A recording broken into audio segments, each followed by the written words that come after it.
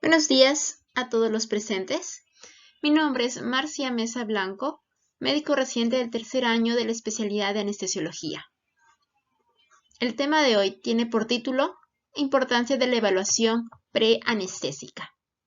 Empecemos con un ejemplo.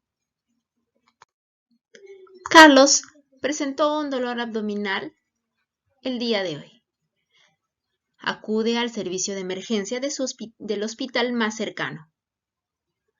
Fue evaluado por el médico de turno y le indica que su diagnóstico es apendicitis aguda, que su tratamiento es quirúrgico, es decir, que necesita una cirugía de emergencia. Por tanto, siendo explicado de la necesidad de la operación y dando el consentimiento de ello, cirugía llama al servicio de anestesiología para la evaluación correspondiente. Entonces, ¿en qué radica la importancia? En que el paciente, desde su indicación de que debe ser operado, debe conocer a todo el equipo que estará a cargo de él, ya que él pasa a ser lo que se cataloga como un paciente quirúrgico. Debe conocer, por tanto, el equipo de anestesiología a cargo, ya que éste entrará con él y será cargo de su caso en todo el ámbito de sala de operaciones. Conocerá a la parte que ayuda en sala de operaciones, que se refiere al personal de enfermería y técnicos de enfermería.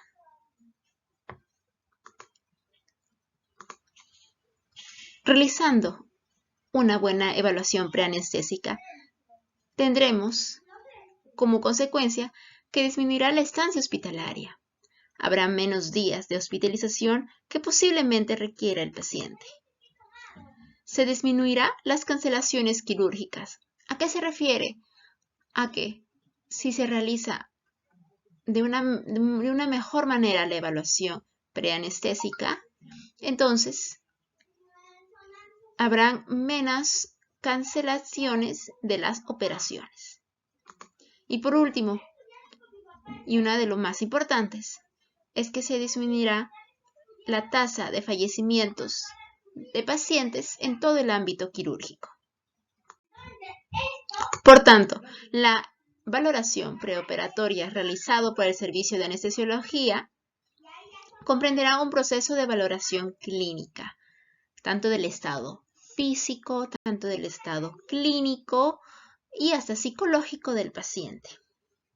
Esto es de importancia porque se suma a que habrá un cuidado de la anestesia para la cirugía como también para procedimientos no quirúrgicos.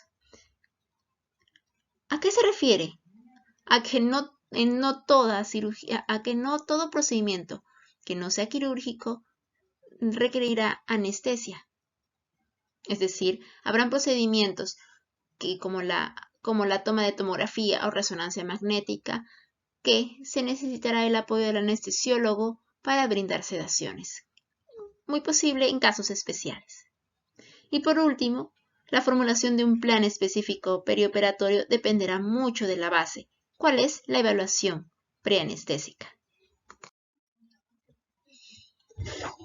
Para recabar bien los datos de un inicio, es bueno que ustedes conozcan los tipos de anestesia que se brindan. El primero, sedación, que involucra brindar un estado de ligero sueño empleando drogas o fármacos que inciten a ese estado. Muy posible para procedimientos cortos, como ya les había explicado, para tomografía o resonancia pequeños, muy posible en pacientes pediátricos. Segundo, anestesia local. Es muy frecuente utilizado esta anestesia para procedimientos médicos que no solo deben involucrar al anestesiólogo. Para algún tema de cortes que tienen que hacer sutura en piel o puntos que ayuden a disminuir el sangrado, procedimientos como de la parte odontológica, son requeridos la anestesia local. La anestesia regional.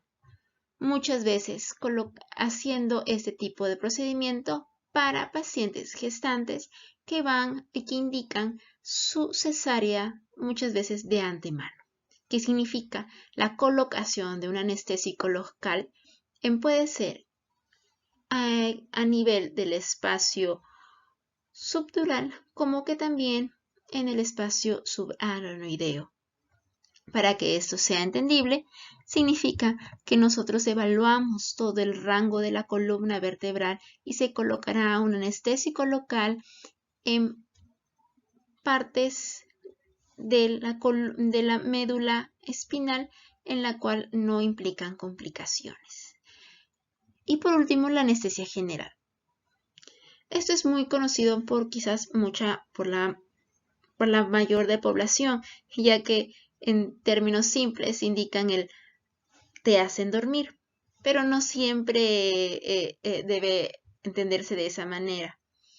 Significa que nosotros inducimos a un sueño, a un estado de hipnosis por medio de fármacos, en la cual es controlado, manejado por un determinados tiempos y tomamos en cuenta factores del propio paciente, como la edad, peso, talla y muchas veces los antecedentes como comorbilidades para poder tomar la mejor decisión del caso. Los objetivos de esta evaluación es afianzar la relación médico-paciente, que significa que la entrevista y la interrelación que tenemos con el paciente y que nos conozca, que realice el anestesiólogo, es muy importante, ya que colaborará con todo el proceso quirúrgico. La evaluación que realizamos, vuelvo a decir, es tanto física como mental.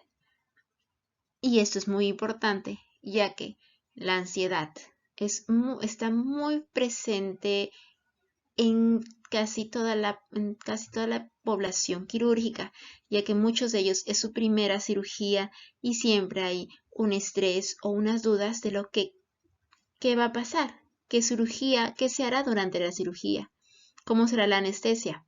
Frente a todas esas dudas, se deben resolverlas.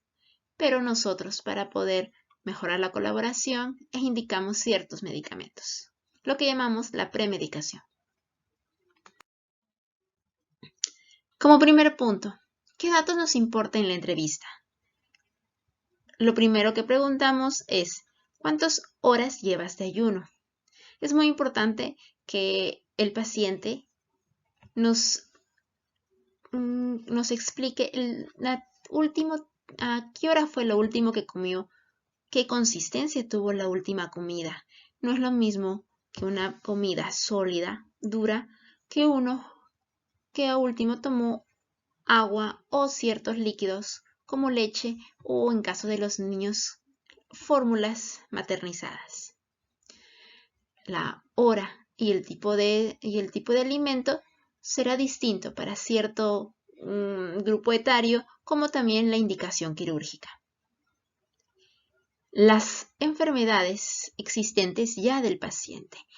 Las enfermedades como la llamada presión alta o la hipertensión arterial, o como de la enfermedad del azúcar alto, la que es diabetes mellitus, enfermedades de las tiroides, enfermedades que implican asma, de los huesos, como aquellos, la artritis, la artrosis, personas que tienen antecedentes o que tienen algún cáncer en tratamiento. Es muy importante recabar nuestros datos porque nos ayudarán a tomar una mejor decisión en el intraoperatorio o en sala de operaciones. Los fármacos. Muchas personas toman medicamentos de uso frecuente, así que saber qué tipo de medicamento toma nos ayudaría muchísimo al anestesiólogo para saber qué o no darle. Y eso implica también las alergias que tiene. Si hay alergias frente a algún medicamento, como los medicamentos antiinflamatorios, los recordados ibuprofeno, naproxeno, entre otros, ¿no? Nos ayudará a evitar su uso en sala de operaciones. Seguido se hace la evaluación clínica. En la parte de anestesiología, lo más importante es catalogar la vía aérea. ¿Y a qué se refiere la vía aérea? La vía aérea involucra desde lo que es nariz, fosas nasales, boca, de manera externa, la cara, mandíbula y todo el tema de cuello. Por tanto, en la examinación nosotros podemos realizar la evaluación en si el paciente tiene alguna incapacidad de morder los labios superiores, la longitud del cuello. Muchas veces tenemos que medir cuánto es el diámetro del cuello, la presencia o no de malformaciones o alteraciones craneofaciales. Por tanto, la presencia de barba dificultaría mucho el tema de asegurar una buena vía aérea, ya que cuando se utiliza anestesia general, se coloca un tubo endotraqueal, un tubo que ayudará al paciente a respirar durante la cirugía. Muchas veces roncan y no es un punto clave o piensan que no es un dato importante para el anestesiólogo. Al contrario, nosotros nos importa mucho saber si un paciente ya tiene quizás el llamado síndrome de apnea del sueño.